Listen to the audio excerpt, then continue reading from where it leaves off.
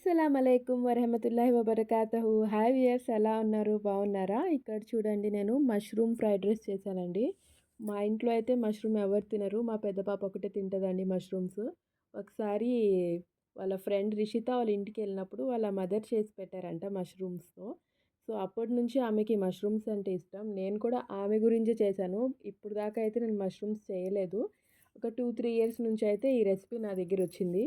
ఇక్కడ చూడండి, నేను rice already half an hour before soak చేసి పెట్టి ఇలాగా కుక్ చేసి పెట్టుకున్నానండి. కుక్ చేసి మామూలు రైస్ ఎలా అయితే కుక్ చేస్తామో అలా కుక్ చేసి పక్కన నార్మల్ టెంపరేచర్ రావడానికి సైడ్లో పెట్టాను. ఈ మష్రూమ్స్ మంచిగా నీట్గా 2 టైమ్స్ వాటర్తో వాష్ చేసుకొని ఇలాగా కొంచెం క్లీనింగ్ ప్రాసెస్ ఉంటుంది కదా, అది చేసి ఇలా మీడియం సైజులో కట్ చేసి సైడ్లో పెట్టండి. ఇక్కడ క్యారెట్ కట్ చేశానండి, క్యాప్సికమ్.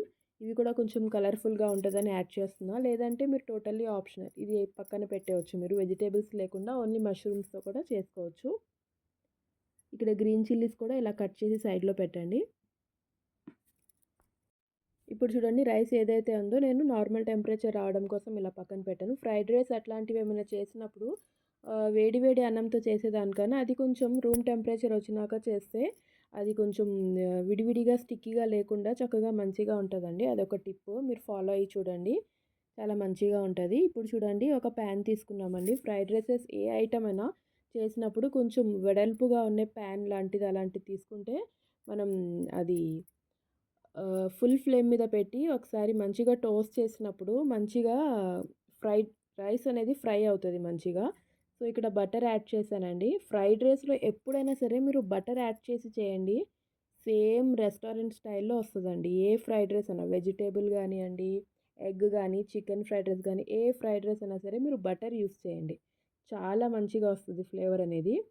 ఆనియన్ యాడ్ చేశానండి, ఒక స్మాల్ సైజ్ ఆనియన్. తర్వాత ఈ మష్రూమ్స్ ఏదైతే ఉన్నాయో అది కూడా యాడ్ చేశాను. ఇక్కడ గార్లిక్ జింజర్ పేస్ట్ కూడా యాడ్ చేశానండి. ఇప్పుడు సాల్ట్ కూడా యాడ్ చేశాను నేను.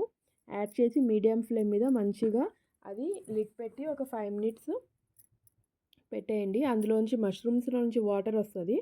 అదే వాటర్లో అది మంచిగా కుక్ అయిపోవాలండి. వాటర్ ఏం యాడ్ చేయక్కర్లేదు.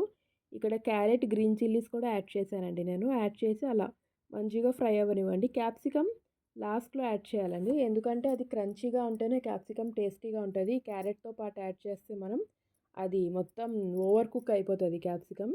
ఫ్రైడ్ రైసెస్లో ఎప్పుడైనా సరే మనం క్యాప్సికమ్ అనేది లాస్ట్లో యాడ్ చేయాలి.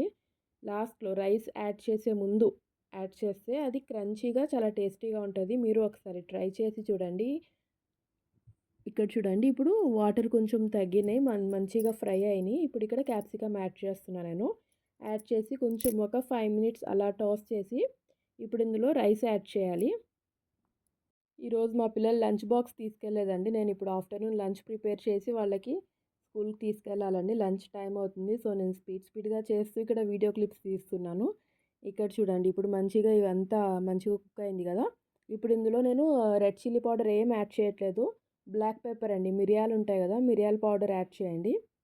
మిరియాల పౌడర్ అండ్ గ్రీన్ చిల్లీస్ అండి ఫ్లేవర్. నేను సాసెస్ ఏమి వాడట్లేదు, సోయా సాస్ అట్లా ఏమి వాడట్లేదు. సేమ్ ఇలాగే మీరు చేసి చూడండి, డిట్టో రెస్టారెంట్ స్టైల్లో వస్తుంది మీకు ఫ్రైడ్ రైస్ అనేది. సాసెస్ అవి పిల్లలకి కొంచెం తగ్గిస్తేనే మంచిదండి, ఎక్కువ సాసెస్ అలా లేకుండా. ఇప్పుడు తప్పదు అన్నప్పుడు యూస్ చేయొచ్చు మీరు. ఇలాంటి వాటిలో చూడండి, కొంచెం సాసెస్ అవి ఇగ్నోర్ చేసి మనం న్యాచురల్గానే ఆ ఫ్లేవర్స్ అనేవి బాగా పడతాయి దీనికి. ఇలాగా ఇప్పుడు రైస్ వేసి మంచిగా ఫుల్ మీద పెట్టి స్టవ్ మంచిగా టాస్ చేయండి రైస్ని. ఇలాగా మంచిగా మిక్సప్ చేయండి స్లోగా. ఎక్కువ స్పీడ్గా చేస్తే మళ్ళీ రైస్ ఇరిగిపోతాయి.